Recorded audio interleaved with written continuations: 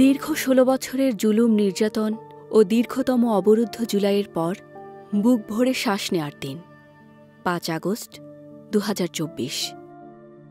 দলমতের বাইরে এই তারিখটির অভিন্নতাকে তুলে ধরতে ৫ ও ২৪কে অ্যাম্বিগ্রামের আদলে এমনভাবে লেখা হয়েছে যাতে এন্ট্রি অথবা এক্সিট যে যেদিক থেকেই দেখুক একই রকম দেখে।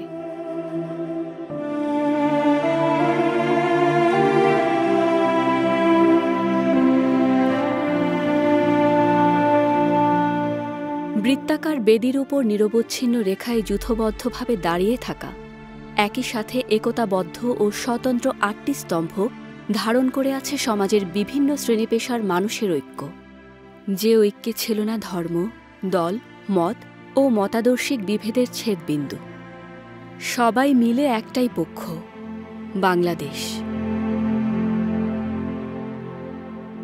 যে বাংলাদেশের নাগরিক আকাঙ্ক্ষা এসে কেন্দ্রীভূত হয়েছে এক দফায়, গোলাকার কলামটি যার স্মারক। দেখে মনে হয় যেন জুলাইয়ের গাজীরা সুরক্ষা বেষ্টনের মতো আগলে রেখেছে জুলাইয়ের শহীদদের। এই শহীদেরা শুধু কোনো সংখ্যা বা বর্গ না, তারা কেউ আমাদের ভাই, কেউ বন্ধু, কারো মেয়ে, কারো বা বাবা। আমাদের মাঝে যে ওরা নেই, সেই শূন্যতাই যেন খোদাই করে রাখা হয়েছে পুরো কলাম জুড়ে।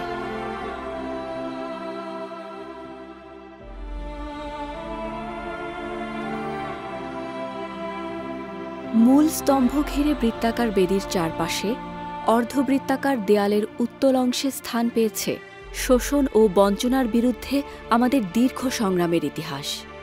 ৫২, ৬৯, ৭১, ৯০। অবতল অংশে তারই ধারাবাহিকতার শেষ লড়াই, জুলাই গণ অভ্যুত্থান।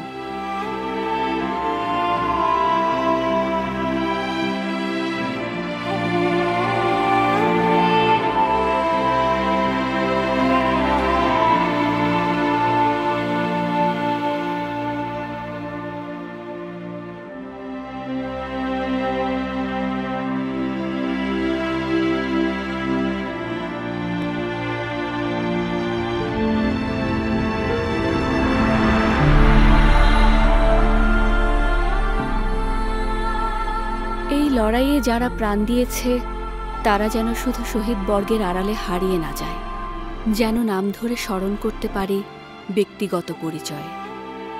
আবু সাঈদ, মুগ্ধ, আনাস, তনিমা, রিয়া, রাজু।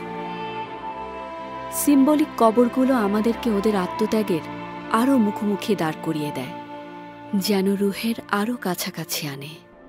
যে বর্ষায় ওরা প্রাণ দিয়েছে, সেই বর্ষায় যেন ওদের জন্য লাল কৃষ্ণচূড়ার অঞ্জলি বিছিয়ে রাখে। শ্রদ্ধা।